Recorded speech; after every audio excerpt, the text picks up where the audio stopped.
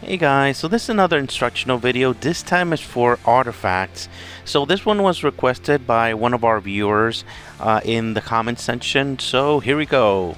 So first of all, artifacts, the very first thing you have to know about artifacts is how to actually get these. So you have to go to the artifact section, obviously, and you have to go to smelter. So these are the two types of smelter. This is the Antia smelter and rainbow smelter. So if you're straight up starting the game, you don't have any artifacts at all, you can try to start here and get the 3 stars and the 4 stars here. That's going to help you out a lot. However, most players are going to go and actually use the rainbow smelter, which is for 50 of these. 50 of these divine blood. So here you can actually have a chance to get a 5 star.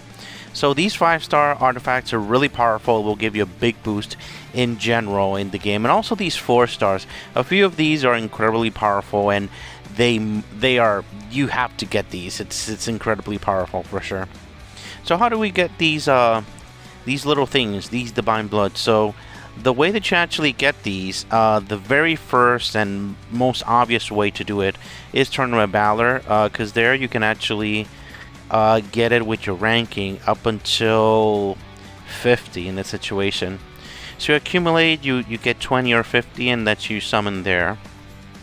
The other way is pretty much over here in Sky Road. In Sky Road, if you go high enough, you'll be able to actually get those rewards as well. If you get the number 1, you'll get 50, so that's totally worth it for sure.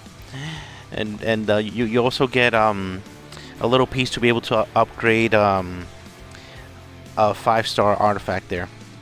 So the other way to do it is through events, which personally I don't really recommend through events because they're just so expensive. You have to reach a really high level. Like in the second one, you're not able to get it. You have to reach the third one, and the third one you have to pay 3,500 per divine blood here. So yeah, it is going to be very, very problematic. And the final way that you can actually get it is through the Alliance shop, and you can only get 10, and you actually need 20 or 50, so that's not exactly excellent. But if you're missing like 1, maybe 2 to finish off the 50, you can buy these without any problems here. That's the way to get it. So the specific ones that you have to focus on, I'm going to first talk about the free ones, because that's the one that every single person in the game has access to. So for the 4 stars, the ones that you have to focus on without a doubt, and if you get these, is this one, Minotaur's Helm. Because the thing is that when you actually activate a charger, your defense heroes are going to get this amount of mana. So that is super useful, super powerful to get in defense for sure. So if you see that you're defending and you're noticing your enemies are getting like, well, if you're defending, if you're attacking and you notice that everybody's getting a lot of mana all of a sudden, this is the reason, because of these 2 artifacts here that are completely upgraded. So it's Minotaur's Helm and Trojan Horse, because Trojan Horse gets 15 mana when fully upgraded here when you actually activate a blaster. The blaster is the strongest crystal of the board there.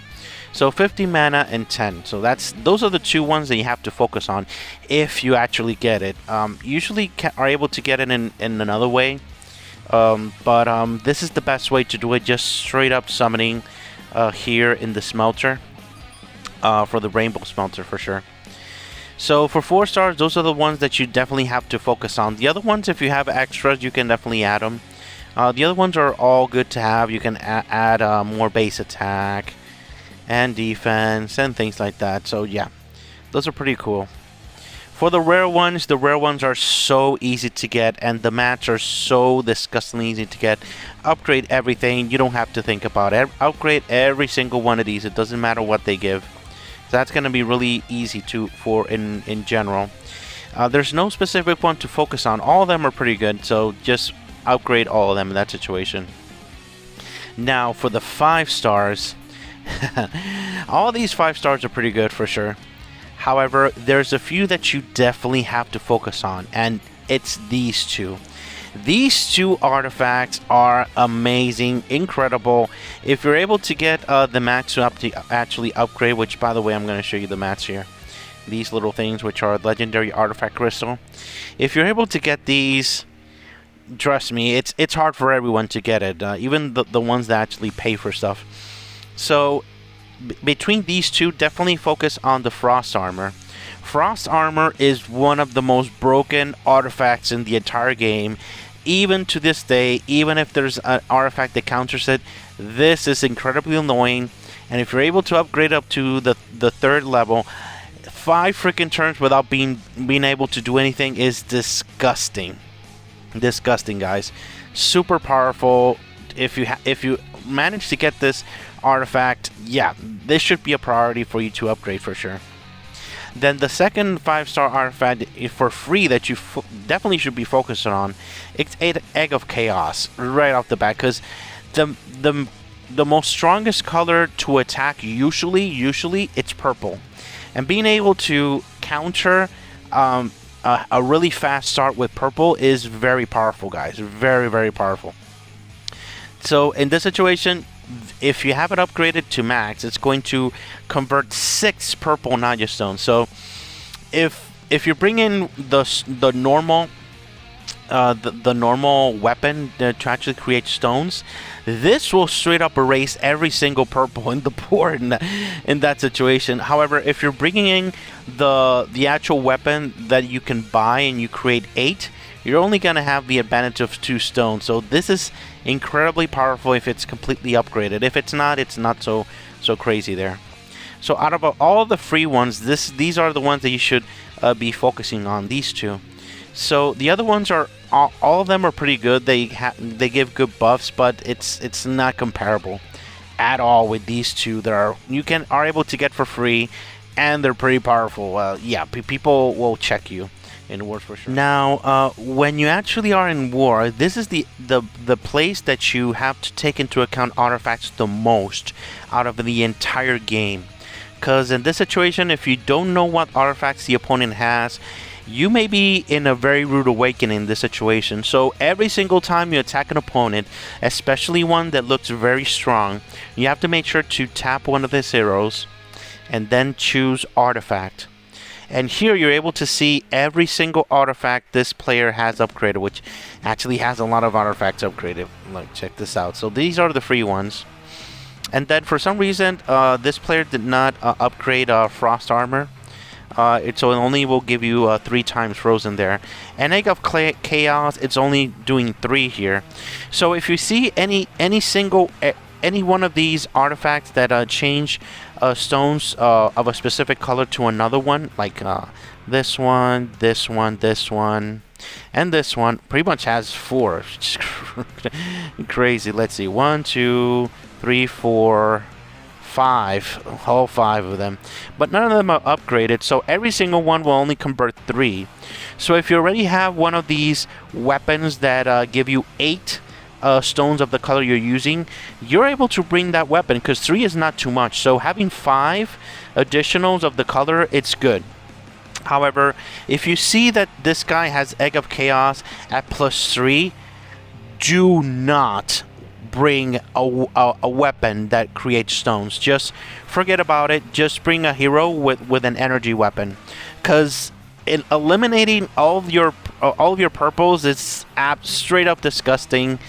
And pretty much every single color here, if you bring blue and you see this weapon at +3 or even +2, do not bring a stone weapon at all. And that's for every single color here. So that's the main thing you have to take into account when you see this. When you see this, you have to make sure to not bring a stone weapon. I repeated it so many times because it's just that important. Because yeah, that's gonna destroy you if you do that. So as I said, this one will add an additional attack here. And Hammer of the Vulcan, this is an amazing weapon. And it's an amazing weapon not because it gives you an insane amount of attack when you start off the first skill, but it also removes the freeze from our powerful free weapon from Frost Armor. So yeah, in this situation, you can't really counter this. Your enemy will have this, and it will counter your Frost. So yeah, that's pretty much it. So that's probably the reason why this player decided not to upgrade Frost so much, because probably he's thinking that, okay, so whales are gonna be able to counter this anyway, so why upgrade it? Probably that's the reason why he decided not to upgrade there. So Ring of Janus, this is one of the cool ones also. Effective when attacking arenas and sky road. So this in war, you can ignore it, and then defense, yeah, in arena and things like that, you're not able to counter this in this situation, because at this situation, the enemy will be sleeping by 50% chance for 2 turns. It pretty much turns every single of your heroes into a bonus. So that's crazy, guys. Anyway, so the next one is Armor of Thorn. So this is the brand new one that you can actually buy, and this will reflect 30% of one of your heroes on defense when you actually have this. So this is interesting. You're able to counter this by literally not attacking the enemy that has this up. And you're able to see this with the little shield with spikes. I'm going to show you a screenshot real quick here of that. It appears like a little shield with these spikes there. So if you're about to unload the mother load of all damage on that specific target, it may be a good idea to attack another target at that time, because 30% reflection is pretty high, guys. So yeah, I recommend not not to unload every single attack. If you're a really hard hitter, it's gonna hurt you in that situation, for sure. So I wonder how high can this actually go, because this is 30%. If it's +3, how high could it go? That would be awesome to know. So anyhow, that's the way that the only way that you're actually able to counter artifacts in this situation. Well, there's one more way actually. For Frost Armor, if you know that you're going to fight versus an opponent that has this at +3 and you don't have this artifact to eliminate the freeze, you're going to have to turtle to actually make this work. So depending on which hero is frozen, because if you're fighting against a Luna team and you're frozen for 5 turns with Frost, and for some reason your Isadora, if you're playing green, your Isadora, your hero that's going to help you like damage share Luna's actual counter, is frozen, you're going to have to turtle until that Frost is eliminated. Turtling is pretty much you activate 3 stones at the bottom of the board, and making sure that the stone not activating the top, because if you activate the top, that's going to make the stones at the bottom connect over and over and over, and that's going to make your enemy go off even more. So you want to turtle the bottom until that gets erased. And when that happens, you start playing normally and you start trying to get Isadora up. When you get Isadora up, you're able to actually attack the Luna team in that situation. It is uncomfortable, but it is effective. And you have to make sure that your team is able to survive for those 5 freaking turns until Isadora, is able to do things. Because if you attack a Luna team without Isadora or damage share, you can be sure that you're going to die pretty quickly if you don't know what you're doing there. So that's another way to actually counter artifacts per se. But after that, there's really no other way to actually counter all this, especially when most of these good artifacts are good on the attack. But these two, you have to actually know how to counter for sure. So now we're going to talk about Temple of Time. So this is the place that you can actually get the other artifacts there in that situation that I mentioned. So to be able to get these, you actually have to get or purchase, you know what I mean when I say purchase, these Beacons of Time.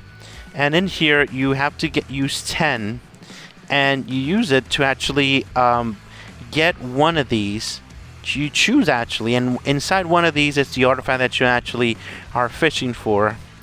So you choose one of these, and if it's not the artifact you want, you get some mats, different types of mats. But if you find the artifact and some of these are still there, then in that situation you'll get the mats and you get the artifact, which is pretty cool. However, to get these is so hard and expensive, and yeah, not very fun, guys. So yeah. But that's how you actually get all these artifacts, because this is the very first artifact you're going to get for sure from the Temple of Time. So this is the one that actually gives 200% attack and defense to your team and takes away 200 attack and defense for the enemy team. So when you actually finally get these artifacts, you're able to equip them in war. So when you equip them in war here, you're going to get a little symbol, like this little symbol over here. This will show you, this symbol over here is going to show you that there's an actual artifact equipped. And then you're able to actually see which artifact is equipped on that team. Usually people are going to equip artifacts on the team that they believe that they need the most protection, the most attack, the most defense, and things like that. So when you see that symbol, for sure, you have to check also the artifact that is equipped there. So for some people, it can be overwhelming in that situation. So, so as I said before, Temple of Time, you can get all these artifacts, which will give you shield. This one will give you shields. This one will give you attack, and this one will make you attack even more in war. So every single person, hopefully in time, will be able to get this, because this is amazing, guys. Amazing stuff. So now I'm going to show you a quick video of these two. What artifacts are inside of each of every one of these. So I don't have any information on this one, but I do have information for these two. So to be able to reach this one at the bottom, you have to get all the artifacts here and all the artifacts here to be able to reach the last one, Fountain of Origin. So I'm going to show you that now.